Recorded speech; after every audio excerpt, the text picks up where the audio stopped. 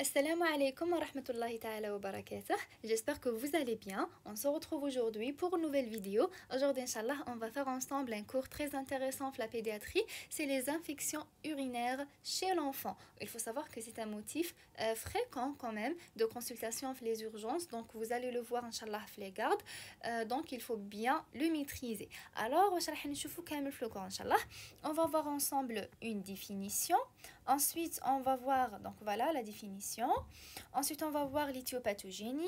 Ensuite, la clinique. Ensuite, la bactériologie.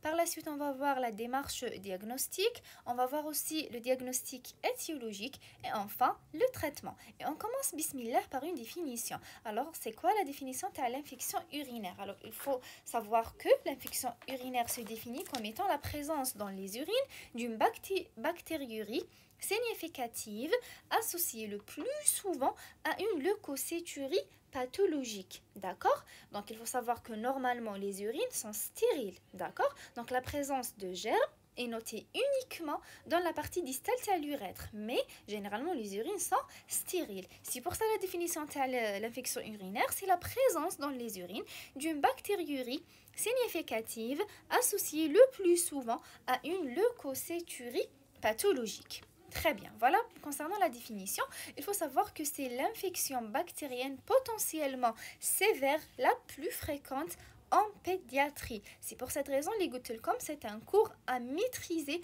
en tant que médecin, d'accord? Très bien. Ensuite, l'éthiopathogénie. Alors, on va les facteurs protecteurs, les facteurs favorisants, la voie de contamination et les germes responsables. Concernant les facteurs protecteurs, donc il n'y a aucune anomalie structurelle ou fonctionnelle. C'est un facteur protecteur. Il y a l'osmolarité urinaire supérieure à 600 milliosmoles par litre. Il y a le pH acide, donc inférieur à 6, ou il y a le système vésical compétent. D'accord? Ce sont des facteurs protecteurs. Ou bien sûr, on dit de l'homme l'allaitement maternel. Donc l'allaitement maternel protège contre la survenue de l'infection urinaire, en particulier chez la fille. D'accord? Très bien.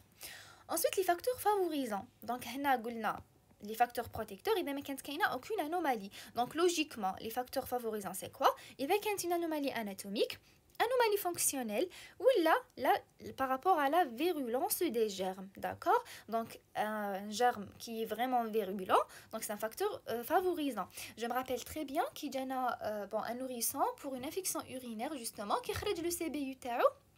Le germe اللي كان en cause c'est le Klebsiella ou le germe هذاك الكليبسيلا اللي كانت عند هذاك le nourrisson كانت résistante لكامل les antibiotiques sauf les antibiotiques par voie intraveineuse ou le ciprolon برك imaginons كان résistant l'augmentin résistant l'oroquin etc. donc قاعد له غير ciprolon في les antibiotiques اللي يقدر ياخذهم par voie orale sinon le reste كان واقيل sensible ل 2 ou la 3 antibiotiques par voie intraveineuse. Donc vous voyez, donc les facteurs favorisants, c'est par rapport à la virulence des germes. Mais des germes, les vraiment, ce sont des facteurs favorisants. D'accord? Donc, il y a des germes gentils, il y a des germes limités gentils. D'accord? Voilà concernant les facteurs favorisants, ou particulièrement le garçon, il y a un reflux vésico-urétéral, c'est un facteur favorisant.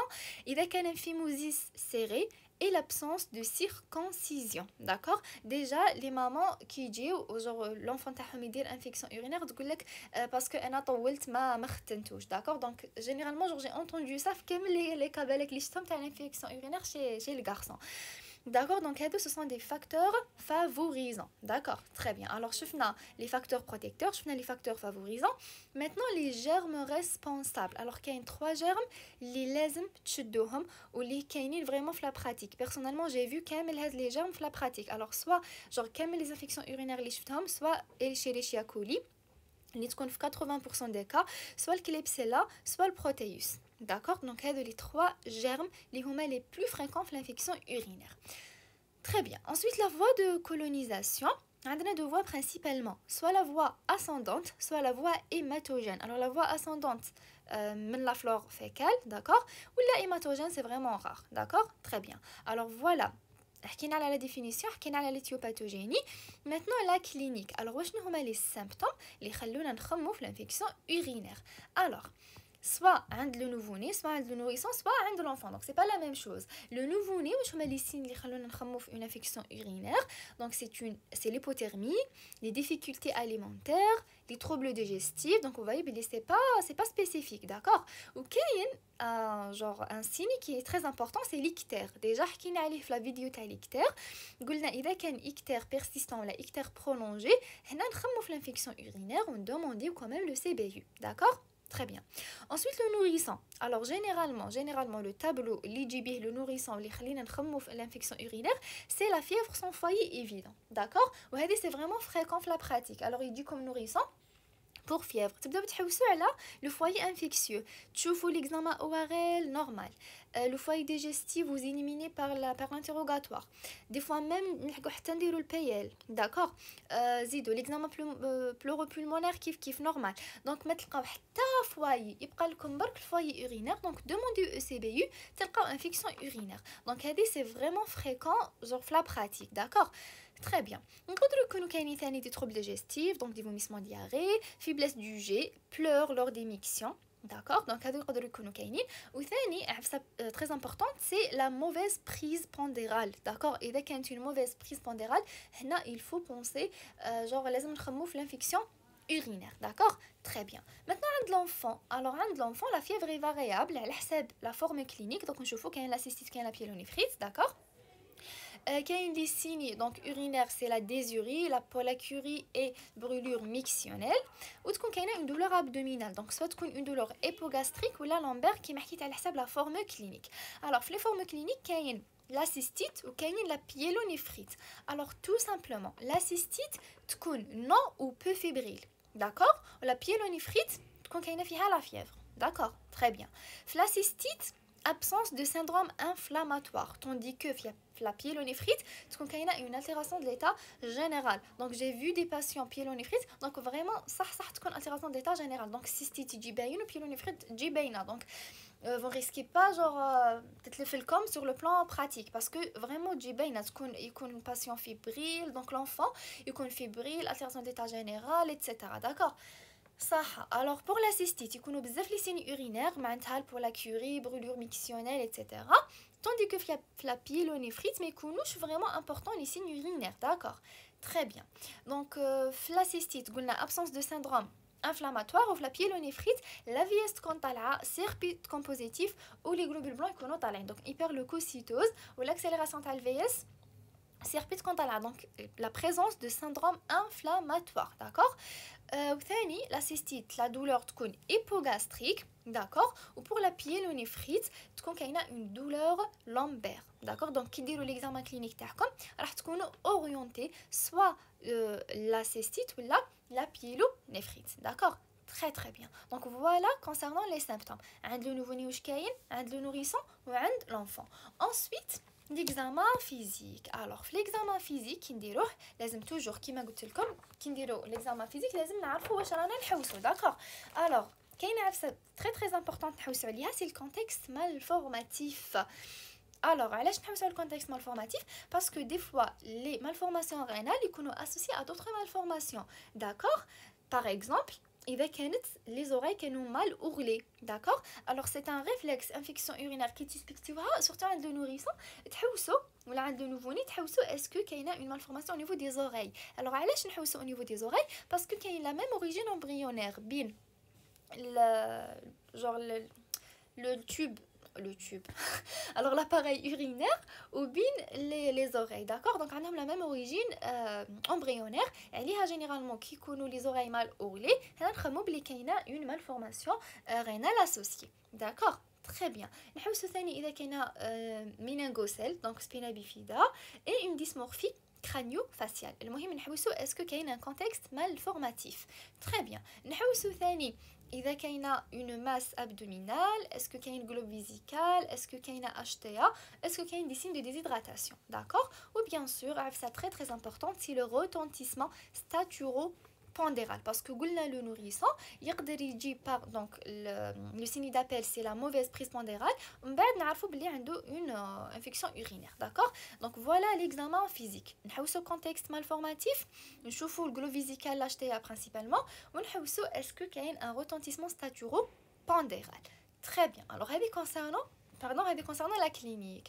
Ensuite, la bactério. Alors, le bactério, اول حاجه نحكي عليها سي البريليفمون تاع لي زورين. alors كي نقول بكتيريو معناتها سي لو سي بي يو داكور. alors c'est l'examen cytobactériologique des urines d'accord. alors نبداو بالبريليفمون تاع لي زورين. soit عندنا لا بونكسيون سوسبيبيان كيما راهي باينه في لا فوتو, soit le cathétérisme urétral, soit le prélèvement au milieu du jet, soit le prélèvement par poche adhésive. Alors on va détailler parce que c'est des notions pratiques très importantes. Alors la ponction suspubienne, la photo. Alors il faut savoir que c'est la technique la plus fiable, d'accord. Donc c'est l'examen de référence normalement, mais c'est un acte médical qui est invasif, d'accord. Donc c'est très douloureux, même elle exige du temps et des ressources, d'accord. Donc c'est vraiment difficile de la ponction suspubienne, d'accord. Et elle nécessite souvent un repérage échographique. Donc vous voyez, c'est vraiment genre la ponction suspubienne, d'accord. C'est pour cette raison اللي ماهيش vraiment genre في la pratique courante ما تلقاوهمش يديروا بزاف les ponctions suspubiennes, d'accord. très bien. عندنا ثاني الكاتيتيريزم urétral.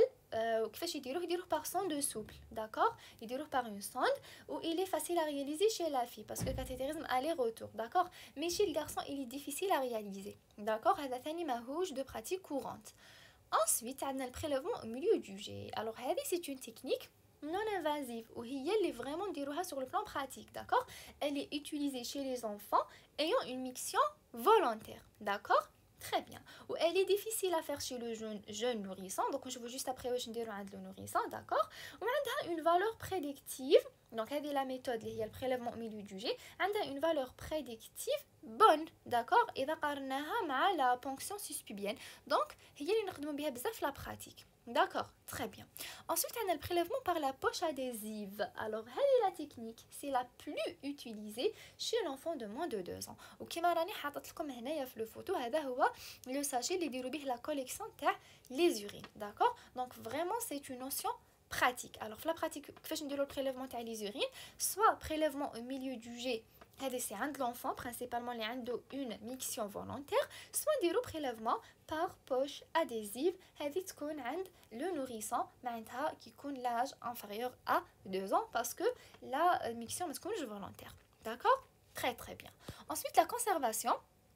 alors il faut acheminer au labo donc avec les urines, il faut les acheminer au labo dans les 20 minutes, d'accord. jamais les conserver plus de 2 heures à la température ambiante, d'accord. il faut les conserver, ou là on peut les conserver à 4 degrés pour une durée de 20 heures, d'accord. c'est ça pour la conservation. ensuite l'interprétation des résultats. alors il faut savoir que كاين l'examen direct و كاين la culture. وهنا ثاني نمد لكم information pratique intéressante.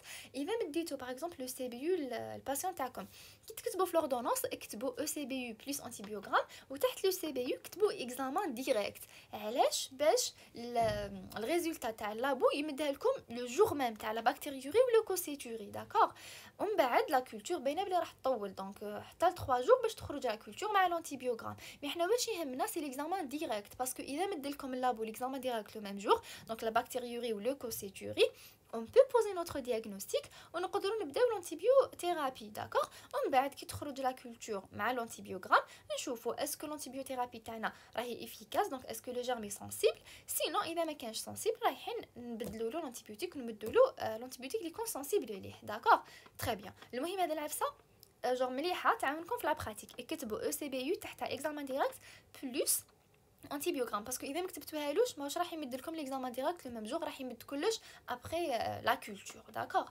صح. alors كيفاش نديروا l'interprétation تاع l'examen direct. alors principalement نحوسوا على la bactériurie ou leucociturie, d'accord. alors وين تنقولوا بلي c'est positif اذا كانت la bactériurie supérieure à 10 puissance 5 au G ou là à la poche, ou là supérieur à 10 puissance 3 la fonction suspubienne. وهنا c'est logique parce que la fonction suspubienne ما يكونوش كاينين بزاف لي جيرم, donc ما تكونش contaminée كيما كون نديروها au milieu du jet ou là par la poche adhésive, d'accord. donc c'est logique عليها تكون supérieur à 10 puissance 5 إذا خذيناها au milieu du jet ou là par la poche adhésive, وتكون supérieur à 10 puissance 3 إذا كانت فلا درناها par fonction suspubienne. donc c'est une information très très importante, il faut la garder en tête. très bien. Ensuite, la leucocyturie, لازم تكون strictement supérieur à 10 éléments par millimètre cube. معناتها كون يمد لكم 10 ماهيش انفيكسيون urinaire، لازم يكونوا 11. D'accord. Donc لازم تكون strictement supérieur à 10 par millimètre cube. D'accord. ولا supérieur à 10 puissance 3 par millilitre. Alors il faut faire attention للوحدات. D'accord. Alors إذا كانت بالمليلتر c'est 10 puissance 3. إذا كانت بالمليمتر cube c'est 10. D'accord. Très bien. Ensuite, la culture. Alors, la culture va préciser l'espèce bactérienne. D'accord? Très très bien. Ou bien sûr, نزيدو نكتبو معاها plus antibiogramme باش يخرج لنا وين راهم les antibiotiques li هذا le germe est sensible ليهم. D'accord? Très bien. Il faut savoir que le diagnostic positif est bactériologique. D'accord? Il faut garder ça en tête. Très bien. Alors, حكينا على la clinique. حكينا على la bactério. Maintenant, la démarche diagnostique. Alors, sur le plan clinique, كيفاش راح تجيكم انفيكسيون urinaire. Alors اول حاجه شفناها سي لي سين كلينيك. alors عرفنا كيفاش on suspecte l'infection urinaire par les signes cliniques. معناتها l'infection urinaire est suspectée devant les signes cliniques. Très bien. Elle est orientée par la chimie des urines. D'accord. Donc on verra juste après. Ou elle est confirmée par les données bactériologiques. Donc il faut garder ça en tête. Elle est suspectée devant les signes cliniques. Elle est orientée par la chimie des urines ou elle est confirmée par les données bactériologiques. Très bien. Maintenant, on va les signes cliniques, c'est bon. Détaillons les données bactériologiques, donc on va la chimie des urines. Alors, il faut savoir que la chimie des urines, c'est un test de dépistage et non pas de diagnostic. D'accord? Alors, diagnostic, c'est par le CBU. D'accord? C'est très important. Alors, la chimie des urines, c'est pour le dépistage. D'accord? Très bien. Il faut savoir que une mauvaise, donc la chimie des urines a une mauvaise valeur prédictive avant l'âge de 3 mois. D'accord? Mais qui du comme nourrisson 3 mois, tu vas la chimie des urines, بعد على حسابها باش décider est-ce que ديرو ECBI ou la. D'accord? Parce qu'elle a une valeur prédictive mauvaise avant l'âge de 3 mois. Donc ça c'est une information pratique très importante. D'accord? Il faut savoir que تكون faussement négative عند le nourrisson اللي يكون mal diversifié. D'accord? Donc oui, la chimie des urines est vraiment utile, c'est عند l'enfant. D'accord? عند le nourrisson شوية. D'accord? Donc عند l'enfant, il est vraiment تمد لنا une valeur prédictive négative très élevée, d'accord, très importante. كيما هنايا دونك نشوفوا كيفاش نديروا l'interprétation. Déjà واش راح نحوسوا في la bandelette urinaire parce que شفنا déjà genre كي قرينا syndrome néphrotique, syndrome néphritique. Alors عندنا فما كنا نحوسوا على les protéines, le sang, etc. كي قرينا l'acidocytose كنا نحوسوا على la glycosurie والcorsétonique. Maintenant في l'infection urinaire واش رانا نحوسوا على les nitrites والليوكوسيت. داكوغ دونك مش معناتها كي ديروا بوندليت urinaire لازم تقراو كامل واش كاين فيها. لا لازم تكون سيبلي. قال انا علاش دومونديتها فوالا واش راني نحوس. كيما هنايا في on a suspecté l'infection urinaire دونك نحوسوا لي نيتريت اي لي لوكوسيت. maintenant اذا ما لقيناش لي نيتريت وما لقيناش لي لوكوسيت هنايا ما كانش l'infection urinaire. معناتها c'est pas la peine de faire le CBU. c'est bon, le diagnostic est éliminé. عليها قلت لكم la bandette urinaire عندها une valeur prédictive négative très importante اللي تلحق حتى ل 97%. d'accord? Très bien. معناتها ما كاش لي نيتريت ما كاش لي لوكوسيت, il y a pas d'infection urinaire, il faut chercher d'autres causes. صح. Maintenant si les nitrites sont positifs ou les leucocytes sont positifs, c'est une forte probabilité. D'accord? Donc la valeur prédictive positive تلحق حتى ل 93%. mais كيما حكينا c'est pas un examen باش نديرو le diagnostic, c'est juste pour l'orientation. معناتها اذا لقيناها positif هنا واش نديرو le CBU pour confirmer le diagnostic. فهمنا؟ très très bien. maintenant اذا les nitrites كانوا positifs ou les leucocytes كانوا négatifs, هنا l'infection elle est probable, l'infection urinaire est probable. donc هنا c'est la valeur prédictive positive, elle est de 53%. maintenant اذا les nitrites كانوا négatifs et les leucocytes كانوا positifs, là c'est peu probable. D'accord? معناتها sur le plan pratique, on a suspecté l'infection urinaire devant les signes cliniques. Un enfant par exemple âgé de 7 ans, demandez-nous le bandelette urinaire. Donc إذا خرجوا في زوج négatif, هنا c'est bon, نحوسوا على une autre cause. maintenant إذا خرجوا في زوج positif ولا وحده positif وحده négatif, هنا واش نديرو on complète par le CBU. d'accord? donc c'est ça sur le plan pratique واش نحتاجو. très très bien. alors كملنا la démarche diagnostic. maintenant نشوفوا le diagnostic étiologique. d'accord? très bien. Alors, راح نحكيو على les examens radio-isotopiques. Donc, c'est très très intéressant. لازم نعرفوا chaque examen واش يلقى لنا. Parce que دوك تشوفوا من بعد في les étiologies كي نشوفوا genre كيفاش نبوزيو diagnostic, c'est la même chose, c'est l'écho, CUM et scintigraphie. Mais لازم نعرفوا في l'échographie واش نشوفوا وفي الCUM واش نشوفوا في la scintigraphie واش نشوفوا. D'accord. Alors, l'échographie rénale, elle permet de voir les néphrites, les pyélites, les cystites. D'accord. نشوفوا ثاني في l'écho la dilatation des cavités pyélocalicielles. D'accord. On peut visualiser ثاني les lithiases ونقدروا نشوفوا la taille تاع le rein ou l'épaisseur تاع le parenchyme. D'accord. Donc il faut garder ça en tête. Voilà واش نشوفوا في l'écho. Néphrite, pyélite, donc la pyélonéphrite, le diagnostic تاعها c'est par l'échographie. La cystite, la dilatation des cavités pyélocalicielles, d'accord, la dilatation, vous voyez bien, ça. Les lithiases, la taille des reins et l'épaisseur du parenchyme. Très bien. Maintenant, la CUM ou la CUM, c'est quoi déjà? C'est la cysto-urétérographie. D'accord. رايحة نشوفوا بها principalement le reflux. D'accord. Le reflux vésico-urétéral. D'accord. Très bien. Ensuite, la scintigraphie rénale. Alors, la scintigraphie rénale, on voit principalement les atteintes parenchymateuses et les cicatrices rénales. D'accord. Très bien. Alors, genre, j'ai essayé de résumer ou comme juste l'essentiel. Donc, très très bien. Maintenant, bon, pour la stratégie, شوفوا إذا كان premier épisode عند nourrisson, généralement surtout les nourrissons inférieurs à 6 mois, d'accord, ou là les nourrissons d'une manière générale إذا كانت عندهم infection urinaire, هنا لازم ندومونديو l'écho, d'accord, لازم ندومونديو l'écho à la recherche des malformations. Donc نشوفوهم juste après les étiologies, d'accord. Maintenant إذا l'écho كانت normal, خلاص ما ندومونديوش un autre examen. Maintenant si l'échographie est anormale, هنا ندومونديو la cysto-urétérographie. D'accord. Là, donc la cysto, c'est la cysto-urétérogramme normalement. L'essentiel. Demandez-moi إذا l'échographie كانت anormale. D'accord. Très bien. Maintenant, إذا كانت la récidive, d'accord, هنا واش ندومونديو. Donc إذا كانوا les infections récidivantes معناتها 2 pyélonéphrite ولا une pyélonéphrite مع une cystite ولا 3 cystites.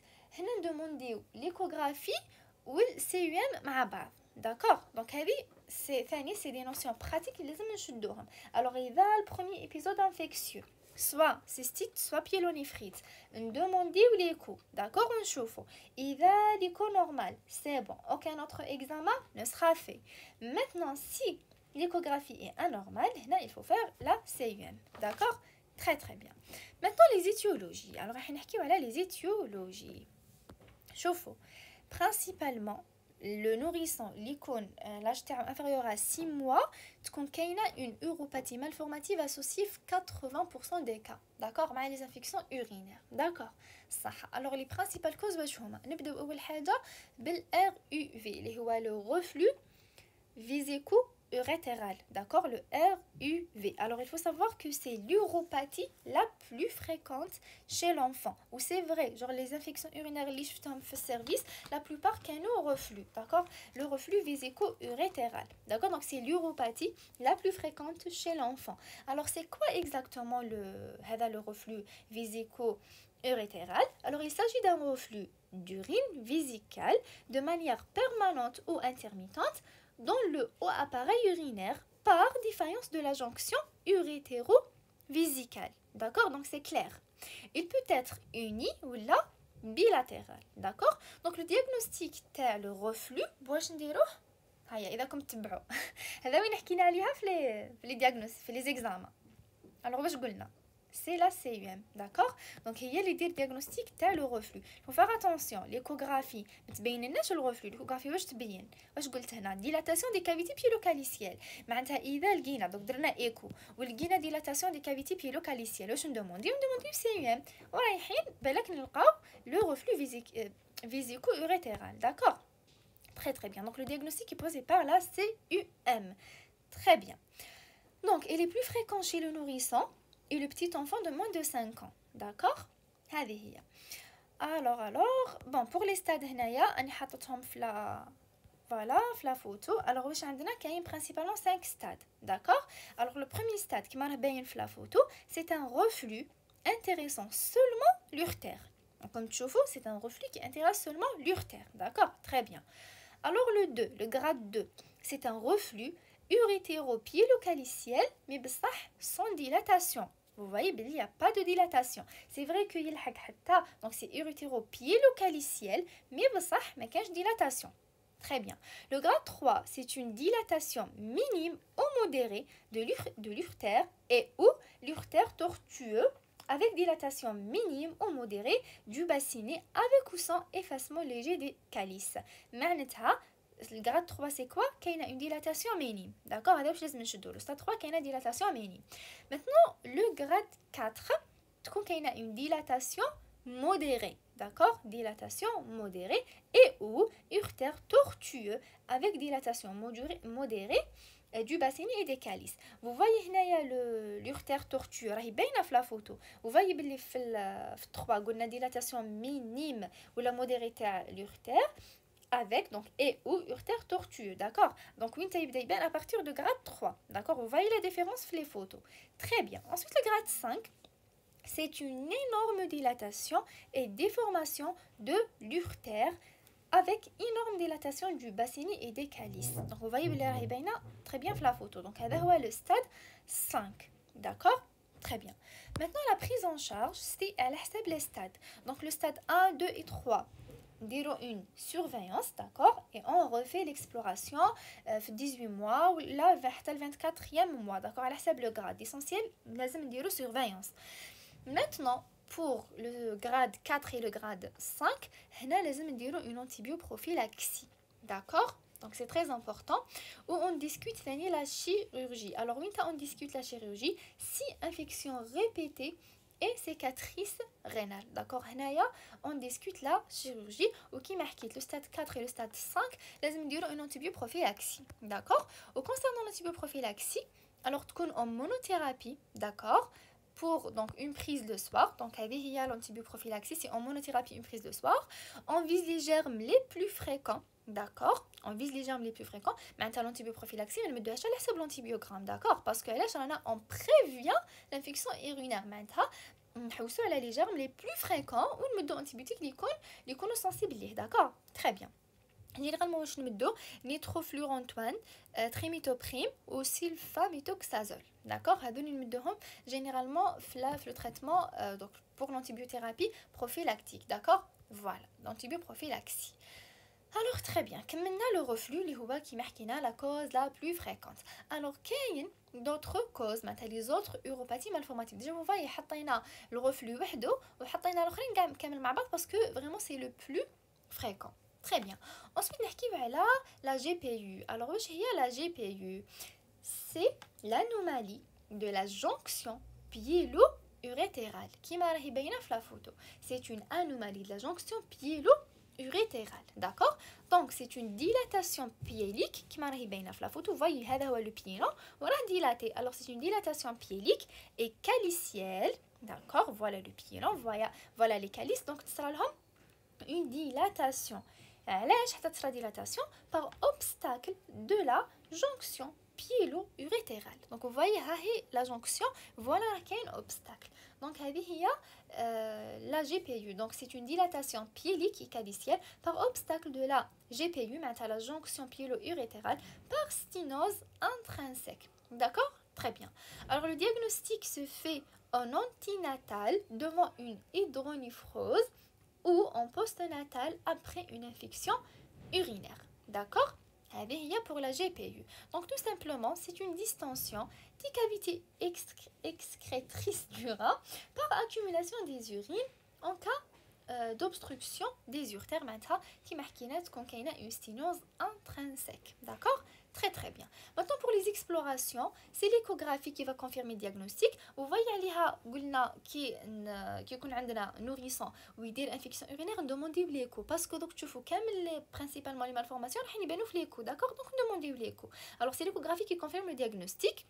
La scintigraphie évalue le degré d'obstruction. La scintigraphie, elle évalue le degré d'obstruction. Ou la CUM, elle recherche un reflux vésico-urétéral, d'accord? Parce que les autres malformations, يقدر يكون معاهم un reflux parce que c'est là c'est l'uropathie malformative la plus fréquente, d'accord? Très bien. Alors pour la prise en charge de la GPU, donc soit on dirait une simple surveillance, idéal la fonction rénale qui est correcte, d'accord?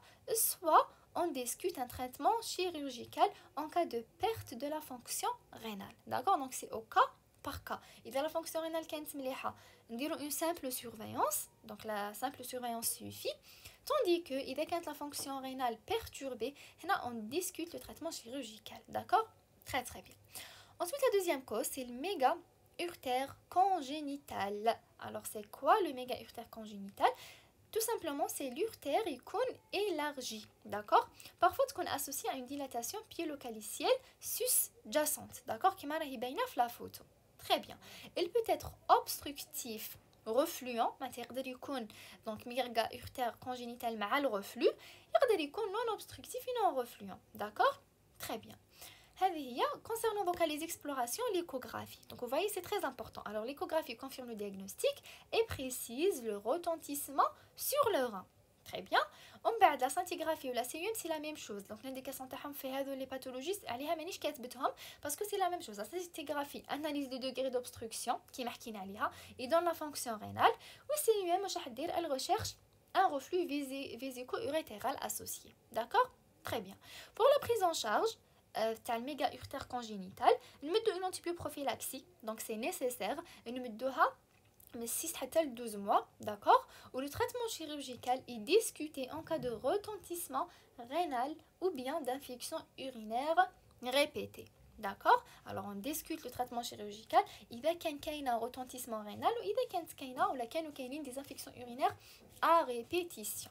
D'accord? Il faut savoir que la surveillance. Donc la surveillance est échographique et scintigraphique. Le troisième mois, donc 3 mois, chaque 6 mois, chaque 12 mois, chaque 18 mois, à la fonction rénale. Donc c'est au cas par cas. C'est qu'il y a une antibioprophylaxie. D'accord, donc c'est nécessaire. Le traitement chirurgical est discuté. Il y a un retentissement sur le rein ou l'infection urinaire répétée. Mais il y a une surveillance. C'est très très important. Très bien. Alors كملنا مع la deuxième malformation. Donc حكينا على la GPU, حكينا على الميغا urtère congénital وبيان سور حكينا من قبل على الرفلو. دونك نحكيو على ال VUP. واش معناتها la VUP? C'est les valves de l'urtère postérieur. D'accord? Alors c'est quoi? C'est des obstacles sous-vésicaux. Vous voyez là la photo. Donc c'est des obstacles sous-vésicaux congénitaux. D'accord? Associée dans 25% des cas à une insuffisance rénale. Et elle intéresse principalement le garçon. D'accord? Très bien. Donc, les valves de l'urtère postérieure, ils vont gêner la miction. D'accord? Donc, qui va la gêne à la miction? Ils vont entraîner une hypertrophie à le détrusor, le muscle vésical. Et parfois, ils peuvent même une vessie spastique hyperactive, d'accord? Elle va engendrer un reflux vésico-urétéral, d'accord? Et donc sur le plan clinique surtout, miction goutte à goutte, d'accord? Donc il est déjà comme garçon, miction goutte à goutte, نخمو les valves de l'urètre postérieur, d'accord? Très bien. Le diagnostic كيفاش نديروه؟ donc نقدروا نديروه en antinatal, d'accord? Ou là devant une infection urinaire chez le nourrisson. Allez à goutte. Donc l'échographie c'est très très très très intéressant. Très bien. Ou là نقدروا نديروا diagnostic devant des troubles mictionnels chez l'enfant un peu plus grand, d'accord? Donc soit نديروها en antinatal, diagnostic soit il est posé en antinatal, soit عند le nourrisson devant une infection urinaire, soit chez un enfant devant des troubles mictionnels. D'accord? Très bien. Alors pour l'exploration, on dirait l'écho. Donc l'écho, elle va confirmer le diagnostic. D'accord? L'écho, donc en cas de valve de l'urètre postérieur, on a une érythrohydronéphrose bilatérale qui m'a révélé la photo. D'accord? C'est ça le tableau, déjà comme garçon. Miction goutte à goutte, donc nourrissant. Miction goutte à goutte, درتو l'échographie خرجت لكم érythrohydronéphrose bilatérale, ça y est, نقدروا poser le diagnostic تاع les valves de l'urètre postérieur. D'accord? Très bien. La scintigraphie qui حكينا عليها ورانا نعاودو, elle va apprécier la fonction rénale, d'accord? Ou la CUM, elle recherche un reflux vésico-urétéral associé. D'accord? Très très bien. Pour la prise en charge, alors elle consiste à une résection endoscopique des valves dès les premiers jours de vie. D'accord? هذه هي pour la prise en charge. Alors, elle consiste à une résection endoscopique des valves dès les premiers jours de vie. Très bien. Ensuite, راح نحكيو على la duplicité urétérale. Alors, c'est quoi? C'est un dédoublement de la voie excrétrice d'une unité rénale. Et je me rappelle très bien qu'il compte externe, genre شفت هذا le cas. Donc il y avait un nourrisson, c'était début كاع على pédiatrie ما كنتش كاع فاهمه mais genre شفت un cas هكا وشفت la l'écho هذيك. Donc عليها c'est très très très important تروحوا تبراتيكيو. D'accord? Donc le bon médecin c'est le bon clinicien. Le bon médecin هو اللي يدير vraiment la pratique. D'accord? Très bien. هذه juste entre parenthèses نشجع فيكم باش تروحوا تبراتيكيو. Alors la duplicité urétérale. Alors c'est quoi? C'est un dédoublement de la voie excrétrice d'une unité rénale. D'accord? Elle peut s'associer à un reflux. D'accord? Donc يقدر يكون معها reflux, يقدر يكون معها un méga urtère, d'accord? Un urétérocèle, d'accord? Et un abouchement ectopique ou la GPU, d'accord? Donc تقدر تكون associée مع les autres malformations. Le diagnostic, toujours l'échographie, elle va confirmer le diagnostic et elle va rechercher les anomalies associées parce que la duplicité urétérale généralement est associée avec d'autres malformations. D'accord? La scintigraphie apprécie la fonction rénale et la CUM recherche un reflux vésiculo-urétral du piélan inférieur.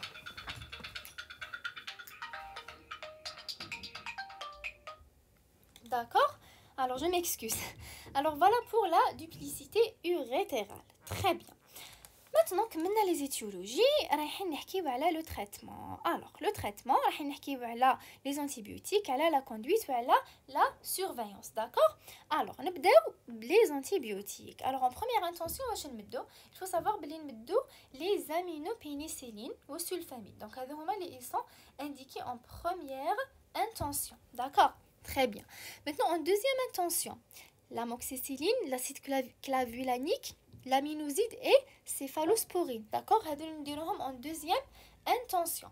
Maintenant, en troisième intention, c'est la vancomycine et l'imipénem. D'accord? Donc voilà concernant les antibiotiques. Donc لازم نكونوا عارفين واش نمدو en première intention, واش نمدو en deuxième intention, واش نمدو en troisième intention. Et il faut savoir que la spéramycine, les macrolides, ils n'ont pas de place هنايا. D'accord?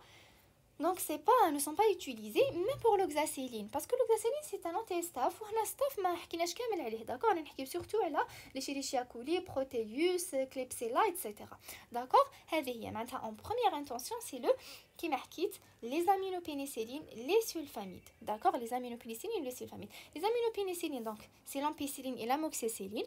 D'accord? Et les sulfamides c'est le cotrimoxazole principalement, donc c'est le Bactrim. D'accord? Je fais au cotrimoxazole اللي هو الباكتريم. Nitrofurantoine et l'acide nalidixique. D'accord? Donc هذه en première intention واش نمدو ou sur le plan pratique نمدو surtout soit le Bactrim soit le Rocan. D'accord? صح. Maintenant la conduite, soit cystite soit pyélonéphrite. Alors pour la cystite, il faut savoir que l'antibiothérapie nous donne par voie péros, d'accord? Donc par voie orale. باش نبداو كيما حكيت في première intention cotrimoxazole, nitrofurantoine et l'acide nalidixique ou nitroxoline. D'accord? هذول نمدوهم en première intention. Donc وحده فيهم bien sûr ماشي كامل. صح. La durée c'est de 7 jours ou généralement 5 jours. Donc le Bactrim نمدوه 5 jours. D'accord? Très bien. Ensuite, إذا كنا devant une pyélonéphrite. Alors devant une pyélonéphrite, إذا كاين les signes de gravité ولا كاين des vomissements persistants, هنايا نمدو une bithérapie, نمدو C3J plus aminoside par voie intraveineuse 2 à 3 jours. Donc les aminosides جانتا نمدوها 2 à 3 jours, puis relais péros ونكملوا les C3G حتى ل 10 jours. D'accord? Donc هذه vraiment يديروها au milieu hospitalier. Donc إذا درتو pratique في la pédiatrie, vous allez voir بلي يحطوهم sous سيفوجانتا. D'accord? Alors سيفوتاكسيم يكملوها bon كاع par voie intraveineuse. والجانتا soit يمدوها pendant ما حناش يمدوها pendant 5 jours. D'accord? ويكملوا سيفوتاكسيم حتى ل 10 jours. Donc هذه هي sur le plan pratique. Donc إذا لقيتو des malades hospitalisés pour infection urinaire, généralement تلقاوهم sous سيفوجانتا. D'accord? Donc سيفوتاكسيم c'est un C3G ou Janta c'est aminoside. D'accord? Donc c'est une bithérapie. Très très bien. ensuite اذا ما كاين aucun signe de gravité حنا نقدروا نديروا la voie péros ونمدوا le cotrimoxazole mais généralement شفتهم في la pratique يمدوا l'orocan direct donc l'orocan ثاني c'est 3G d'accord. هذه هي دونك لا بيلونيفريت نشوفوا اذا كاين لي سين دو غرافيتي ولا لي فوميسمون بيرسيستون هنا سي بار genre le traitement dans un milieu hospitalier donc c'est l'hospitalisation même اذا كان nourrisson inférieur à 3 mois كيف donc c'est un critère d'hospitalisation d'accord donc هنا on hospitalise ونمدو donc la bithérapie كيما حكينا سيفوجنتا donc c'est 3G ou l'aminoxide d'accord. Maintenant si il y a aucun signe de gravité هنا نمدو la voie péros ou le cotrimoxazole d'accord. Ok, mais sur le plan pratique c'est l'orocan d'accord. Très très bien donc voilà. Ensuite bon je vais essayer inchallah ربي يقدرني ندير لكم دي فيديو على لي كوندويت. alors اذا درتهم راح نعاود نحكي لكم très bien بلي دوز وكامل كيفاش نمدو genre كيفاش نمدو لي تريتمون en cas d'infection urinaire. Ensuite, la surveillance. Alors, la périxie, normalement, après 24 heures. D'accord. Déjà, parmi donc, les fiches de surveillance, on connaît un malade hospitalisé pour infection urinaire. Principalement, on a la fièvre. D'accord. Donc, pendant la durée de l'hospitalisation, est-ce que la périxie ou la généralement, après 24 heures. D'accord. Très bien. Ensuite, on a le CBU à J3. D'accord. Ou 2 jours après la fin du traitement. Le CBU J3 ou J15. Mais sur le plan pratique, je vais le CBU J3. D'accord. Parce que j'ai posé la question. Est-ce que genre, je vais le CBU J3? Alors, actuellement, il est inutile. Sauf si évolution inhabituelle ou là en cas de résistance, il a demandé le CBU à J3. Sinon, il y a la périxie ou l'évolution habituelle, normale, etc. Il a demandé le CBU à J3. D'accord. Ou bien sûr نمدوه ثاني هذه كيف كاين genre c'est au cas par cas كاين اللي يعاودوا يدومونديو le CBU 2 jours à la fin du traitement وكاين اللي ما يعاودوش يدومونديو le CBU juste يشوفوا la clinique donc c'est au cas par cas. mais حنا نشدوها théoriquement نديرو le CBU à J3 ونعاودوه à J15 après une fenêtre thérapeutique donc 2 jours à la fin du traitement. D'accord. Très très bien. هذه concernant la surveillance. Ou bien sûr نقدروا نزيدو نمدو des conseils à la maman donc toujours c'est bien de donner les conseils les mamans donc les parents en général donc les boissons abondantes, les mictions fréquentes et complètes, le traitement d'une constipation éventuelle, une bonne hygiène périnéale ou le nettoyage يكون d'avant en arrière. D'accord. donc voilà alhamdulillah كملنا هذه لا فيديو نورمالمون شفنا كلش الحمد لله يا ربي ان شاء الله تكونوا استفدتوا منها. alors بارطاجيوها اذا نفعتكم يا لو كان شويه ان شاء الله ربي يوفقنا كامل. والسلام عليكم ورحمه الله تعالى وبركاته.